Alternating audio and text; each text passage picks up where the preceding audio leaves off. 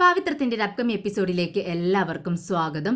അങ്ങനെ വേദയെ കാണാനായി കുറെ സ്ത്രീകൾ കളക്ടർ ഓഫീസിന് മുന്നിലേക്ക് വരുന്നുണ്ട്. വേദ അവരെ കണ്ട് സംസാരിക്കുന്നുണ്ട്. വേദ അവരോടായി പറയുന്നുണ്ട്, നിങ്ങളുടെ വിഷമം ഞങ്ങൾക്ക് മനസ്സിലാവുന്നുണ്ട്. കാണാതായ കുട്ടികൾക്ക് വേണ്ടി തിരച്ചിൽ നടക്കുന്നുണ്ട്. എന്നാൽ ഇത് കേട്ടൊരു സ്ത്രീ ചോദിക്കുന്നുണ്ട്, മാഡം ഞങ്ങൾ ഇനി എന്ത് ചെയ്യും? ഞങ്ങളുടെ മക്കൾക്ക് പുറത്തു പോവേണ്ട പല ആവശ്യങ്ങളുമുണ്ട്. അവർ പഠിക്കുന്ന കുട്ടികളാണ്. ജോലി ചെയ്യേണ്ട ആവശ്യങ്ങൾക്കായും അവർക്ക് പുറത്തേക്ക് പോവേണ്ടതുണ്ട്. പക്ഷേ ഞങ്ങൾക്ക് അവരെ പുറത്തു വിടാൻ പേടിയാണ്. ഇനി എന്ത് ചെയ്യുമെന്ന് ചോദിക്കുകയാണ്. ഇത് കേട്ട് വേദ പറയുന്നുണ്ട്, അതിനുള്ള ഒരു പോംവഴിയുമായിട്ടാണ് ഞാൻ വന്നിരിക്കുന്നത്. നിങ്ങളിത് കണ്ടോ എന്ന് പറഞ്ഞുകൊണ്ട് തൻ്റെ കയ്യിലുള്ള ഒരു ബോട്ടിൽ അവർക്ക് നേരെ നീട്ടിക്കുന്നുണ്ട്. എന്നാൽ ഇത് കണ്ടവർ ചോദിക്കുന്നുണ്ട്, എന്താണ് മാഡം ഇത് ഞങ്ങൾക്ക് മനസ്സിലാവുന്നില്ല. ഇത് കേട്ട് വേദ പറയുന്നുണ്ട്, ഇതാണ് പെപ്പർ സ്പ്രേ.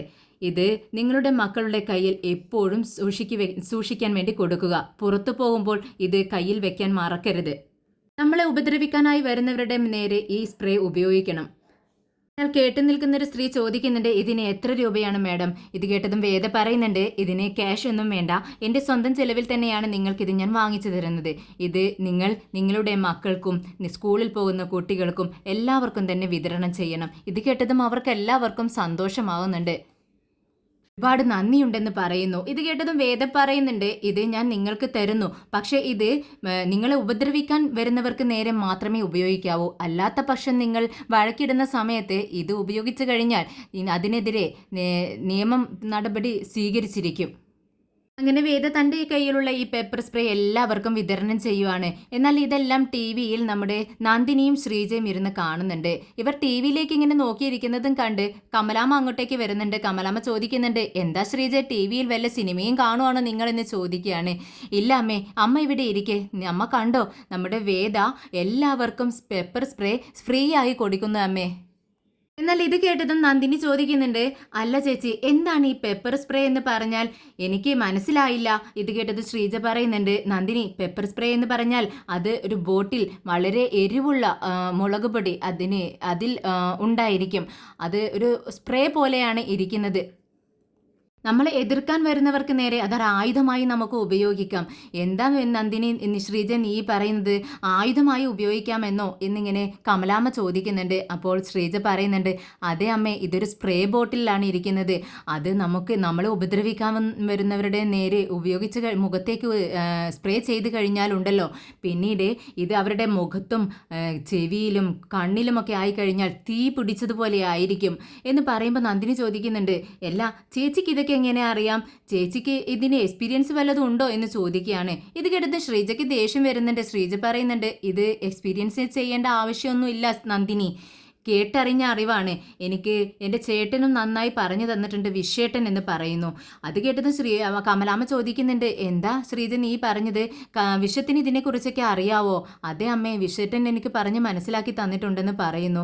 ഉടനെ തന്നെ കമലാമ്മ പറയുന്നുണ്ട്, പണ്ട് ഞങ്ങളെ ഉപദ്രവിക്കാൻ വരുന്നവരുടെ നേരെ ഉപയോഗിക്കണമെന്ന് പറഞ്ഞ് ഞങ്ങളുടെ അച്ഛനും അമ്മയും ഒക്കെ ഞങ്ങൾ പുറത്തു പോകുന്ന സമയത്ത് ഞങ്ങളുടെ കയ്യിൽ മുളക് പൊടിയാണ് തന്നിട്ടുണ്ടായിരുന്നത് എന്ന് പറയാണ്.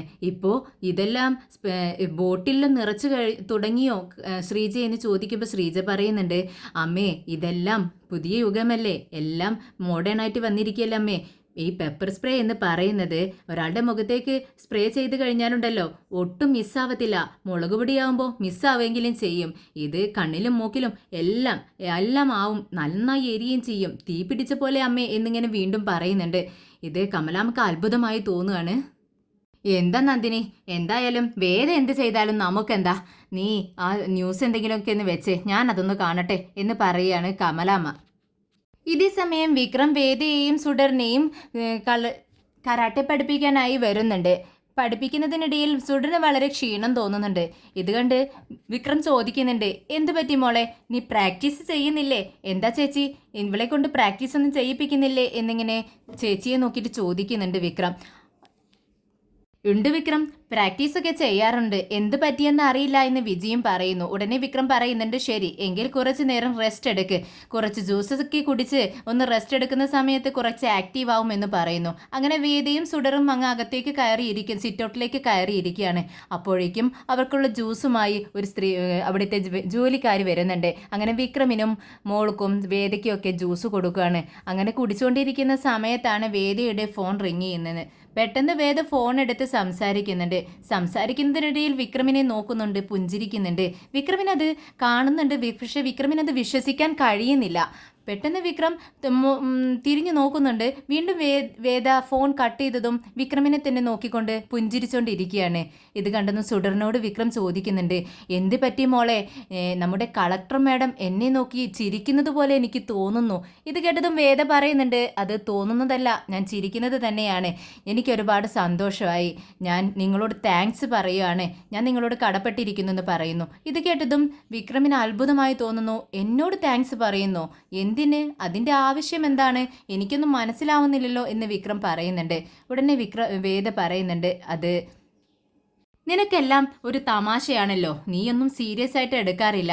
ഇത് കേട്ടതും വിക്രം പറയുന്നുണ്ട്, അതിന് സീരിയസ് ആയിട്ട് എടുക്കാൻ ഞാനൊന്നും ചെയ്തില്ലല്ലോ, എന്താണ് നിങ്ങൾ ഉദ്ദേശിക്കുന്നത് എന്ന് ചോദിക്കുകയാണ്. ഇത് കേട്ടതും വേദ പറയുന്നുണ്ട്, അല്ല ഇന്നലെ നിങ്ങൾ മോൾക്കൊരു പെപ്പർ സ്പ്രേ കൊടുത്തില്ലേ? ഇത് കേട്ടതും വിക്രം പറയുന്നുണ്ട്, അതെ, ഇന്നലെ പെപ്പർ സ്പ്രേ കൊടുത്തതിൻ്റെ ക്ഷീണമാണ് എൻ്റെ മുഖത്തിൽ കാണുന്നത്. ഇതുവരേക്കും എൻ്റെ കണ്ണിൽ അകപ്പെട്ട ആ പെപ്പർ സ്പ്രേയുടെ എരിച്ചിൽ എനിക്ക് അടങ്ങിയിട്ടില്ല. ഇപ്പോഴും കണ്ണ് ഭയങ്കര എരിച്ചിലാണെന്ന് പറയുന്നു. ഇത് കേട്ടത് വേദ പറയുന്നുണ്ട്, നിങ്ങളെ ഇന്നലെ അത് പറഞ്ഞതുകൊണ്ട് എനിക്ക് അതൊരു നല്ല ഐഡിയ ആയി തോന്നി. എല്ലാ സ്കൂളുകളിലേക്കും ജോലി സ്ഥലങ്ങളിലേക്കുമൊക്കെ കുട്ടികൾക്ക് ഈ പെപ്പർ സ്പ്രേ എത്തിക്കാനുള്ള ഏർപ്പാട് ഞാൻ ചെയ്തിട്ടുണ്ട്. ഇത് കേട്ടതും വിക്രം പറയുന്നുണ്ട്, അതിന് പെൺകുട്ടികളെ രക്ഷിക്കാനായി ഈ പെപ്പർ സ്പ്രേ വിതരണം ചെയ്തതുകൊണ്ട് മാത്രം മാഡം അതൊന്നും സോൾവ് ആകത്തില്ല. എല്ലാ പേരൻസും നമ്മുടെ മക്കളെ പറഞ്ഞ് പഠിപ്പിക്കണം. തൻ്റെ സഹോദരിയെയും ഭാര്യയും ഒക്കെ പോലെ തന്നെയാണ് മറ്റുള്ള പെൺകുട്ടികളും. അവരെ സംരക്ഷിക്കാൻ അവരെ പറഞ്ഞ് മനസ്സിലാക്കണം. എങ്കിൽ മാത്രമേ ഈ സമൂഹം നന്നാവുകയുള്ളൂ എന്നിങ്ങനെ വിക്രം പറയാണ്. അത് ശരിയാണെന്ന് വേദിയും സമ്മതിക്കുന്നുണ്ട്. അപ്പോഴേക്കും അതിലിന് മുകളിലൂടെ പുറത്തുനിന്നും മാറി ഒരു ബോക്സ് അകത്തേക്ക് വലിച്ചെറിയുന്നു. അത് കറക്റ്റ് വിക്രമിന്റെ അടുത്ത് വന്ന് വീഴുന്നു. എല്ലാവരും പകർച്ചയോടെ അങ്ങോട്ടേക്ക് നോക്കുന്നുണ്ട്. വേദ മാറി നിൽക്ക് വിക്രം എന്ന് പറയുന്നുണ്ട്. ഇത് കേട്ടതും വിക്രം ഒന്ന് പെട്ടെന്ന് അങ്ങ് മാറുന്നുണ്ട്. വിജി ചേച്ചി സുഡറിനെ കൊണ്ട് പെട്ടെന്ന് തന്നെ പിടിച്ച് അകത്തേക്ക് ഓടുന്നുണ്ട്. എന്നാൽ വേദ വിക്രമിനോട് പറയുന്നുണ്ട്, വിക്രം അത് തൊടണ്ട, നിങ്ങൾ മാറി നിൽക്കെന്ന് പറയുന്നു. എന്നാൽ വിക്രമിന് പേടിയൊന്നും തോന്നുന്നില്ല. പോലീസുകാർ ചോദിക്കുന്നുണ്ട്, മാഡം ഇത് വല്ല ബോംബോ മറ്റോ ആയിരിക്കുമോ എന്ന് ചോദിക്കുകയാണ്. ഇത് കേട്ട് വേദ പറയുന്നുണ്ട്, ഇല്ല, ബോംബായിരുന്നെങ്കിൽ അവർ വലിച്ചെറിഞ്ഞ ഉടനെ തന്നെ അത് പൊട്ടേണ്ടതായിരുന്നില്ലേ, അത് എന്താണെന്ന് ഒന്ന് തുറന്നു നോക്കൂ എന്ന് പറയാണ്. എന്നാൽ വിക്രം ആ ബോക്സ് എടുക്കുന്നുണ്ട്. അത് പതിയെ തുറന്നു നോക്കുവാണ്. അതിലുള്ള ആ സാധനം കണ്ട് വിക്രം ആകെ ഞെട്ടിപ്പോകുന്നുണ്ട്. അയ്യോ എന്ന് പറഞ്ഞുകൊണ്ട് കണ്ണങ്ങനെ പൊത്തി പിടിച്ചുകൊണ്ട് നിൽക്കുകയാണ് വിക്രം. അതിൽ ഒരു പെൺകുട്ടിയുടെ വിരലാണെന്ന് വിക്രം വളരെ വിഷമത്തോടു കൂടി വേദിയോട് പറയുന്നുണ്ട്. ഇത് കേട്ടതും വേദി ആകെ തളർന്നു പോകുന്നു. പെട്ടെന്ന് അങ്ങ് ചെയറിലേക്ക് ഇരിക്കുന്നുണ്ട്. പെട്ടെന്ന് ഫോൺ എടുത്ത് വേദ കപിലനെ വിളിക്കുന്നു. കപിലനോട് പൊട്ടിത്തെറിക്കുന്നുണ്ട്. കപിലൻ, നിങ്ങൾ എന്തെടുക്കുവാണ്? പോലീസുകാരെല്ലാം അവിടെ എന്ത് ചെയ്യുന്നു? എന്താ വേദ എന്ന് എന്താ മേഡം എന്ന് ചോദിക്കുന്നുണ്ട്. അത് ഇപ്പോഴും ഒരു പെൺകുട്ടിയുടെ വിരൽ എൻ്റെ വീടിന് മുന്നിലേക്ക് വലിച്ചെറിഞ്ഞിട്ടാണ് അക്രമികൾ പോയിരിക്കുന്നത്. അത്രമാത്രം ധൈര്യമുള്ളവരാണ് അവർ. നിങ്ങൾ എന്തെടുക്കുവാണ്? എന്താണ് അവരെ അറസ്റ്റ് ചെയ്യാത്തതെന്ന് ചോദിക്കുകയാണ്. ഇത് കേട്ടതും കപിലൻ പറയുന്നുണ്ട്, മാഡം ഞങ്ങൾ അന്വേഷിച്ചുകൊണ്ടിരിക്കുകയാണ്. എത്രയും പെട്ടെന്ന് തന്നെ ഞങ്ങൾ ആക്ഷൻ എടുത്തുകൊള്ളാം. ഇനി ഒരിക്കലും ഇങ്ങനെ ഒരു പ്രവൃത്തി ആരിൽ നിന്നും ഉണ്ടാവാൻ ഇടവരത്തില്ല. ഞങ്ങൾ നോക്കിക്കൊള്ളാമെന്ന് പറയുന്നു. ഇത് കേട്ടതും വേദ പറയുന്നുണ്ട്, നിങ്ങളെപ്പോലെ തന്നെ ആക്ഷൻ എടുക്കാതെ ഞാൻ മിണ്ടാതിരിക്കണമെന്നാണോ നിങ്ങൾ പറയുന്നതെന്ന് ചോദിക്കുന്നു. വീണ്ടും കപിലൻ സോറി പറയുന്നുണ്ട്. മാഡം ഞങ്ങൾ പെട്ടെന്ന് ആക്ഷൻ എടുക്കാം, പ്ലീസ് മാഡം ക്ഷമിക്കണമെന്ന് പറയുന്നു. അങ്ങനെ വേദ പെട്ടെന്ന് കോള് കട്ട് ചെയ്യുകയാണ്. എന്നാൽ വിക്രം ഇതൊന്നും ശ്രദ്ധിക്കുന്നില്ല. തൻ്റെ കയ്യിലുണ്ടായിരുന്ന ബോക്സ് അവിടെ നിന്ന് പോലീസുകാരൻ്റെ കയ്യിൽ കൊടുത്തുകൊണ്ട് വിക്രം പെട്ടെന്ന് അകത്തേക്ക് കയറി പോകുന്നുണ്ട്. പിറകെ തന്നെ വേദിയും ചെല്ലുന്നുണ്ട്. അകത്തേക്ക് വരുന്ന വിക്രമിനെ കണ്ട് സുഡർ ഓടി വന്ന് കെട്ടിപ്പിടിക്കുകയാണ്. കരഞ്ഞുകൊണ്ട് സുഡർ പറയുന്നുണ്ട്, സിംബ നിനക്ക് എന്തെങ്കിലുമൊക്കെ ചെയ്യാൻ കഴിയൂ, എനിക്ക് പേടിയാവുന്നുണ്ട്, എന്തെങ്കിലും ചെയ്യണം, എല്ലാ പെൺകുട്ടികളെയും രക്ഷിക്കണം സിംബ എന്ന് പറയുകയാണ്. മോളെ ചേർത്ത് പിടിക്കുന്നുണ്ട് വിക്രം. എന്നാൽ ഇതെല്ലാം കണ്ടുകൊണ്ട് നമ്മുടെ വിജി കരയുന്നുണ്ട്. പറയുന്നുണ്ട്, കരഞ്ഞുകൊണ്ട് വിക്രമിനോട് പറയുന്നുണ്ട്, വിക്രം, എനിക്ക് ഇപ്പോൾ പുറത്തേക്ക് ഇറങ്ങാൻ തന്നെ പേടിയാണ്. രാവിലെ പത്രമെടുക്കാനായി പുറത്തേക്ക് ഇറങ്ങുന്ന സമയത്ത് എന്ത് സംഭവിക്കും എന്നുള്ള ഒരു ഉത്കണ്ഠയോടുകൂടിയാണ് ഞാൻ പുറത്തേക്ക് ഇറങ്ങുന്നത്. ഇതിപ്പോൾ പലതവണയായി സംഭവിക്കുന്നു. എനിക്ക് പേടിയാവുന്നു. എല്ലാ പെൺകുട്ടികളെയും രക്ഷിക്കാനായി നിനക്ക് മാത്രമേ കഴിയുള്ളൂ. ഇതിനൊരു പോംവഴി നീ കണ്ടേ പറ്റത്തുള്ളൂ എന്നിങ്ങനെ കരഞ്ഞുകൊണ്ട് നമ്മുടെ വിജി വിക്രമിനോട് പറയുവാണ്. ഇത് കേട്ടുകൊണ്ടാണ് നമ്മുടെ വേദ അങ്ങോട്ടേക്ക് വരുന്നത്. വേദ പെട്ടെന്ന് ദേഷ്യത്തോടെ വിജിയോട് ചോദിക്കുന്നുണ്ട്, എന്താ വിജി ചെയ്ത്? നിങ്ങൾ ആരോടാണ് സംസാരിക്കുന്നത്? നിങ്ങൾക്ക് വല്ല ബോധവുമുണ്ടോ? വേദി, നീ മിണ്ടരുത്, നീ സംസാരിക്കണ്ട. ഇത്രയും നാള് നീ കടത്തിക്കൊണ്ടുപോകുന്നവരെ അന്വേഷിച്ചുകൊണ്ടിരിക്കുകയല്ലേ നീയും നിന്റെ ഡിപ്പാർട്ട്മെന്റും. എന്നിട്ട് എന്ത് സംഭവിച്ചു? എന്താ ചേച്ചി ഇത്?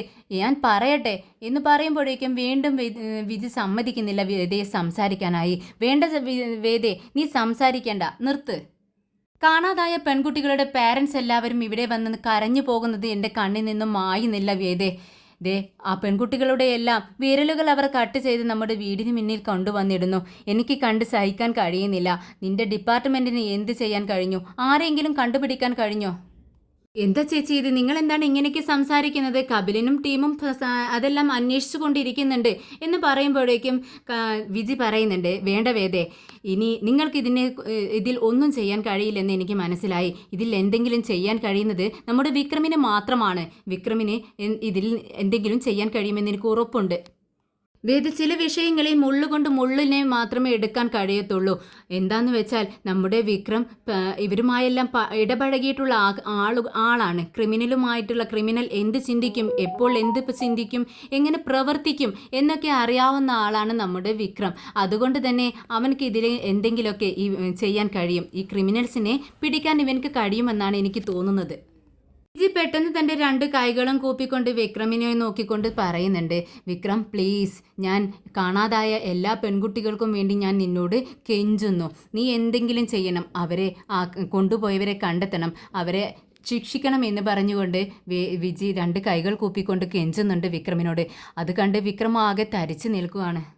അങ്ങനെ വിക്രമിനെ കാണാനായി രാജേട്ടനും കൺമണിയൊക്കെ വരുന്നുണ്ട്. ഇത് കൺമണിയെ കണ്ടതും വിക്രം ചോദിക്കുന്നുണ്ട്, എന്തിനാ രാജേട്ടാ ഇവളെയും കൊണ്ട് ഇങ്ങോട്ടേക്ക് വന്നത്? ഇത് കേട്ടതും കൺമണി പറയുന്നുണ്ട്, അതെന്താ, എനിക്ക് ഇങ്ങോട്ടേക്ക് വരാൻ പാടില്ലെന്നുണ്ടോ വിക്രം?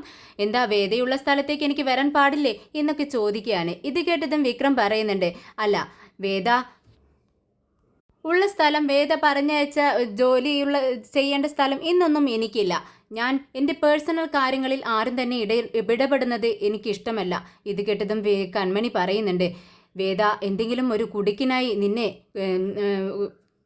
വല്ല ചതിയിലൂടെയും അകപ്പെടുത്താൻ വേദ നിന്നെ ശ്രമിക്കുന്നുണ്ടെങ്കിൽ അതിൽ നിന്നും നിന്നെ രക്ഷപ്പെടുത്തേണ്ടത് ഞാനല്ലേ വിക്രം? അതിനു വേണ്ടിയാണ് ഞാൻ നിന്റെ പിറകെ ഇങ്ങനെ നടക്കുന്നത് എന്ന് പറഞ്ഞുകൊണ്ട് കൺമണി അപ്പുറത്തേക്ക് മാറി നിൽക്കുകയാണ്.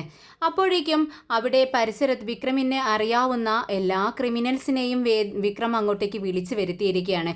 എന്നിട്ട് വിക്രം അവരോട് സംസാരിക്കുന്നുണ്ട്, നിങ്ങൾ ഇവിടെ നടക്കുന്ന സംഭവങ്ങളെല്ലാം അറിയുന്നുണ്ടാവും അല്ലേ? ഇല്ലെങ്കിൽ ഞാൻ പറഞ്ഞു തരാം. നമ്മുടെ സ്ഥലത്തുള്ള ടീനേജായ പെൺകുട്ടികളെ എല്ലാം കാണാതാവുന്നുണ്ട്. അതിൽ നിങ്ങൾക്കാർക്കെങ്കിലും വല്ല പങ്കുമുണ്ടോ എന്നറിയാൻ വേണ്ടിയാണ് ഞാൻ നിങ്ങളെ വിളിപ്പിച്ചിരിക്കുന്നത്. എനിക്ക് നിങ്ങളെ ഓരോരുത്തരുടെയും സ്വഭാവം നന്നായിട്ടറിയാം. നിങ്ങൾ എന്ത് ചെയ്യും എന്ന് എനിക്ക് നന്നായിട്ടറിയാം. അതുകൊണ്ട് തന്നെ നിങ്ങൾ ആരുടെയെങ്കിലും പ്രലോഭനത്തിൻ്റെ ഭാഗമായി നിങ്ങളുടെ മനസ്സ് മാറി നിങ്ങൾ എന്തെങ്കിലും തെറ്റിലേക്ക് പോയിട്ടുണ്ടെങ്കിൽ അത് നിങ്ങൾക്ക് എന്നോട് പറയാം. ഈ നിമിഷം നിങ്ങൾക്കത് എന്നോട് പറയാം. നിങ്ങൾ ആരെങ്കിലും ആണോ ഇത് ചെയ്യുന്നതെന്ന് വിക്രം വീണ്ടും വിളിച്ച് ചോദിക്കുകയാണ്. എല്ലാവരും മുഖം താഴ്ത്തി നിൽക്കുന്നുണ്ട്. എന്നാൽ റൗഡികളെല്ലാം തന്നെ വിക്രമിനോട് ഒരേ സ്വരത്തിൽ പറയുന്നുണ്ട്, ഇല്ല വിക്രമേട്ടാ, നിങ്ങളെ ഭയന്നുകൊണ്ടാണ് ഞങ്ങൾ എല്ലാവരും ജീവിക്കുന്നത്. അങ്ങനെ ഒരു തെറ്റ് ഞങ്ങൾ ചെയ്യില്ല. നിങ്ങൾക്ക് ഇഷ്ടപ്പെടാത്ത ഒരു കാര്യവും ഞങ്ങൾ ചെയ്യത്തില്ല. ഞങ്ങളെക്കുറിച്ച് നിങ്ങൾക്ക് എല്ലാം അറിയാം. ഞങ്ങൾ കണ്ടുകൊണ്ടിരിക്കുന്നതല്ലേ. ഞങ്ങളിൽ ആരും തന്നെ ഇത് ചെയ്യുന്നില്ല. പക്ഷെ ഞങ്ങൾക്കറിയാം ഇത് പുറത്തുനിന്ന് ആരോ വന്നിട്ടാണ് ഇത് ചെയ്യുന്നത്. ഞങ്ങളിതെല്ലാം അറിയുന്നുണ്ട്. പക്ഷെ ഇതാരാണ് ചെയ്യുന്നതെന്ന് ഞങ്ങൾക്കറിയില്ല. ഇതിനിടയിൽ ആരോ കളിക്കുന്നുണ്ട്, നന്നായി കളിക്കുന്നുണ്ട്. പുറത്തുനിന്ന് ആളെ വരുത്തിയിട്ടാണ് കളിക്കുന്നതെന്ന് തോന്നുന്നു. എന്തായാലും നമുക്കിത് കണ്ടുപിടിക്കണം വിക്രമേട്ട എന്ന് പറയുന്നു. ഇത് കേട്ടതും രാജേട്ടനും പറയുന്നുണ്ട്, വിക്രം, ഞാൻ നിന്നോട് പറഞ്ഞതല്ലേ, അപ്പോൾ നിങ്ങൾ ആരുമല്ല ഇത് ചെയ്തതെന്ന് വിക്രം ചോദിക്കുന്നുണ്ട്. ഇല്ല, ഞങ്ങൾ ആരുമല്ല ഇത് ചെയ്തത്, അങ്ങനെ ഒരു തെറ്റ് ഞങ്ങൾ ചെയ്യത്തില്ല. പക്ഷേ ഇതാരാണ് ചെയ്യുന്നതെന്ന് എത്രയും പെട്ടെന്ന് കണ്ടുപിടിക്കണം വിക്രമേട്ട, അല്ലെങ്കിൽ പോലീസുകാർ ഞങ്ങളെ ഉപദ്രവിക്കും. വിക്രമേട്ടന് അറിയാവുന്ന കാര്യമാണല്ലോ എന്ന് പറയാണ്. ഇത് കേട്ടതും വിക്രം പറയുന്നുണ്ട്, ശരി, നിങ്ങൾ ഇപ്പോൾ പോയിക്കോളൂ. പക്ഷേ ഇതിനെക്കുറിച്ച് എന്തെങ്കിലും അറിവുകൾ നിങ്ങൾക്ക് കിട്ടുകയാണെങ്കിൽ എന്നെ പെട്ടെന്ന് തന്നെ അറിയിക്കണമെന്ന് വിക്രം പറയുന്നുണ്ട്. എന്നാൽ വിക്രം പോവാൻ പറഞ്ഞിട്ടും റൗഡികളിൽ ഒരാൾ അവിടെ തന്നെ നിൽക്കുവാണ്. എന്താണെന്ന് വിക്രം ചോദിക്കുന്നുണ്ട്. അദ്ദേഹം പറയുന്നുണ്ട്, വിക്രമേട്ടാ, നിങ്ങൾ ഈ എല്ലാവരെയും വിളിച്ചു വരുത്തി, പക്ഷേ നിങ്ങൾ ഒരാളെ മാത്രം വിട്ടുകളഞ്ഞു. അത് ആരാണെന്ന് വിക്രം ചോദിക്കുകയാണ്. അത് പരമുവോ? അതെ, ഈ പരമു ഉണ്ടല്ലോ, അവനാണ് എല്ലാത്തിനും പിറകിലെന്ന് എനിക്ക് തോന്നുന്നു. അവൻ്റെ ആളുകൾ സ്കൂളുകളിലും കോളേജുകളിലെല്ലാം മയക്കുമരുന്ന് കച്ചവടം ചെയ്തുകൊണ്ടിരിക്കുന്നു. അതും ഒന്നും രണ്ടും ആളുകളൊന്നുമല്ല വിക്രമേട്ട, കുട്ടികളൊന്നുമല്ല വിക്രമേട്ട, നൂറുകണക്കിന് കുട്ടികളാണ് ഇതന്വേഷിച്ച് നടക്കുന്നത്. ഈ മയക്കുമരുന്നിൻ്റെ പിറകിൽ പരമുവാണ്. അതുപോലെ ഈ പെൺകുട്ടികളെ തട്ടിക്കൊണ്ടുപോകുന്നതിന് പിറകിലും പരമുവാണോ എന്ന് എനിക്ക് സംശയമുണ്ട്. അവൻ തന്നെയായിരിക്കും വിക്രമേട്ട. നിങ്ങൾ അന്വേഷിക്കുന്നത് നന്നായിരിക്കും. എങ്കിൽ ശരി, നീ പൊക്കോ എന്ന് പറയുകയാണ്. ഇത് കേട്ടതും രാജേട്ടൻ പറയുന്നുണ്ട്, വിക്രം, ഞാൻ ഇവിടെ അനിയൻകുട്ടനെ വിട്ട് ആ പരമീനോട് ഇങ്ങോട്ടേക്ക് വരാൻ പറയട്ടെ എന്ന് ചോദിക്കുകയാണ്. ഇത് കേട്ടതും വിക്രം പറയുന്നുണ്ട്, വേണ്ട രാജേട്ടാ, അവനെ ഞാൻ നേരിട്ട് ചെന്ന് കണ്ടോളാം. ഇങ്ങോട്ട് വരുത്തുന്ന സമയത്ത് അവൻ അതെങ്ങനെ എടുക്കുമെന്ന് അറിയത്തില്ല. ഇത് കേട്ടതും രാജേട്ടൻ ചോദിക്കുന്നുണ്ട്, നീ തനിച്ചു പോവാനോ? അത് വേണ്ട വിക്രം. ഇത് കേട്ടതും വിക്രം പറയുന്നുണ്ട്, ഏയ്, എനിക്കെന്ത് പേടി, ഞാൻ രാധയുടെ വീട്ടിലേക്കല്ലേ പോകുന്നത്, അവളുടെ ഭർത്താവല്ലേ പരമു. അങ്ങനെ രാജേട്ടനും വിക്രമും ഒക്കെ പരമുവിനെ കാണാനായിട്ട് പുറപ്പെടുകയാണ്. അപ്പോഴേക്കും രാധ നമ്മുടെ കൺമണി വിക്രമിനോട് ചോദിക്കുന്നുണ്ട്, ഞാനും നിങ്ങളോടൊപ്പം വരുന്നു. ഇത് കേട്ടതും വിക്രം പറയുന്നുണ്ടും, അതിൻ്റെ ആവശ്യമില്ല, ഞങ്ങൾ പോയാൽ മതി, നീ ഒരു ഓട്ടോ വിളിച്ച് വീട്ടിലേക്ക് പോകാൻ നോക്ക് എന്ന് പറഞ്ഞുകൊണ്ട് അവർ പെട്ടെന്ന് ഒരു വണ്ടിയിൽ കയറിക്കൊണ്ട് പോകുന്നുണ്ട്. എന്നാൽ ഇതെല്ലാം കണ്ടുകൊണ്ട് നമ്മുടെ കൺമണി ഇങ്ങനെ നോക്കി നിൽക്കുവാണ്. അങ്ങനെ വിക്രമും ഫ്രണ്ട്സും രാധയുടെ വീട്ടിലെത്തുന്നുണ്ട്. രാധയും പരമും ഹാളിൽ തന്നെ ഇരിക്കുന്നുണ്ട്. വാതിൽ തുറന്നിട്ടിരിക്കുകയാണ്. വിക്രമും ഫ്രണ്ട്സും അകത്ത് കയറുന്നുണ്ട്. എന്നാൽ വിക്രമിനെ കണ്ടതും രാധ പെട്ടെന്ന് എഴുന്നേൽക്കുന്നുണ്ട്. നീ എന്തിനിവിടെ വന്നു? നിന്റെ നിഴൽ പോലും എൻ്റെ വീട്ടിൽ പതിക്കരുതെന്ന് എനിക്ക് ആഗ്രഹമുണ്ടായിരുന്നു. നിന്നെ ഞാൻ ക്ഷണിച്ചിട്ടില്ലല്ലോ, എന്തിനിവിടെ വന്നു എന്ന് ചോദിക്കുകയാണ്. ഇത് കേട്ടതും വിക്രം പറയുന്നുണ്ട്, ഞാൻ നിന്റെ ക്ഷണം സ്വീകരിക്കാനോ അല്ലെങ്കിൽ നിന്നെ കാണാനോ ആയിട്ടല്ല ഞാനിവിടെ വന്നത്. ഞാൻ ഇവനോട് കുറച്ച് സംസാരിക്കാനുണ്ട്, അതിനു വേണ്ടിയാണ് ഞാൻ വന്നതെന്ന് പരമുവിനെ നോക്കിക്കൊണ്ട് വിക്രം പറയുന്നുണ്ട്. എന്നാൽ പരമു പ്രതികരിക്കുന്നുണ്ട്, ഇല്ല, എനിക്കും നിനക്കുമായി ഒരു ബന്ധവുമില്ല, പിന്നെ നിനക്ക് എന്നോട് എന്ത് സംസാരിക്കാനാണുള്ളത്? എനിക്ക് നീ സംസാരിക്കുന്നതൊന്നും കേൾക്കേണ്ടതില്ല, എനിക്ക് നിന്നോട് പറയാനും ഒന്നുമില്ല, എൻ്റെ വീട്ടിൽ നിന്നും പുറത്തേക്ക് ഇറങ്ങിയെന്ന് പറയുന്നു. എന്നാൽ ഇവർ സംസാരിക്കുന്നതെല്ലാം കേട്ടും കണ്ടും കൊണ്ട് മുകളിൽ സ്റ്റെയർ കേസിന് മുകളിലെ നിലയിൽ ഒരാൾ നിൽപ്പുണ്ട്. നമ്മുടെ പരമുവിൻ്റെ ജ്യേഷ്ഠൻ്റെ ഭാര്യ. എൻ്റെ ഭർത്താവിനെ കൊന്നവനോട് വലിയ പകയോടുകൂടിയാണ് അവർ ഇവിടെ എത്തിയിരിക്കുന്നത്, പ്രതികാരം വീട്ടാൻ വേണ്ടി. വിക്രമിനെ കണ്ടതും അവരുടെ കണ്ണുമുഖമെല്ലാം ചുമന്നു തുടുക്കുന്നുണ്ട്. പെട്ടെന്ന് രാധ വിക്രമിനോട് പറയുന്നുണ്ട്, നിനക്ക് എന്തെങ്കിലും സംസാരിക്കാനുണ്ടെങ്കിൽ എൻ്റെ മുന്നിൽ വെച്ച് സംസാരിക്കാം. ഇത് കേട്ടതും വിക്രം പരമുവിനോട് പറയുന്നുണ്ട്, നിനക്ക് നീയും ഞാനും തമ്മിൽ പല പ്രശ്നങ്ങളും ഉണ്ടായിരിക്കും, പക്ഷേ എൻ്റെ രാജ്യത്തിൻ്റെ എൻ്റെ ചുറ്റുപാടും ഒരു പ്രശ്നങ്ങളും നടക്കരുതെന്ന് എനിക്ക് നിർബന്ധമുണ്ട്. ഇവിടുത്തെ ജനങ്ങളെ സംരക്ഷിക്കേണ്ടത് എൻ്റെ ഉത്തരവാദിത്തമാണെന്ന് വിക്രം പറയുന്നു. എന്നാൽ ഇത് കേട്ടുകൊണ്ട് രാധ പരിഹസിച്ച് ചിരിക്കുന്നുണ്ട്. എന്ത്, നീയൊരു റൗഡിയാണ്, എന്നിട്ട് ഇവിടുത്തെ ജനങ്ങളുടെ സംരക്ഷണം നിന്റെ കയ്യിലാണെന്നാണോ നീ പറഞ്ഞു വരുന്നത്? എന്നാൽ ഇതൊന്നും ശ്രദ്ധിക്കാതെ വിക്രം പരമുവിനോട് ചോദിക്കുന്നുണ്ട്, ഞാനും നീയും തമ്മിൽ പല പ്രശ്നങ്ങളും ഉണ്ടായിരിക്കും പരമു, പക്ഷേ എനിക്ക് ഒരു കാര്യം അറിയണം, അതിനുവേണ്ടിയാണ് ഞാൻ ഇവിടെ എത്തിയത്. ഈ സിറ്റിക്കുള്ളിൽ പല പെൺകുട്ടികളെയും കാണാതായിരിക്കുന്നു, അതിന് പിറകിൽ നീയാണോ? അതാണ് എനിക്ക് അറിയേണ്ടത്. എന്നാൽ ഈ ചോദ്യം കേട്ടതും പരമു വിക്രമിൻ്റെ മുഖത്തേക്ക് നോക്കുന്നുണ്ട്. രാധയാണെങ്കിൽ ഞെട്ടിത്തെറിച്ചുകൊണ്ടാണ് നിൽക്കുന്നത്.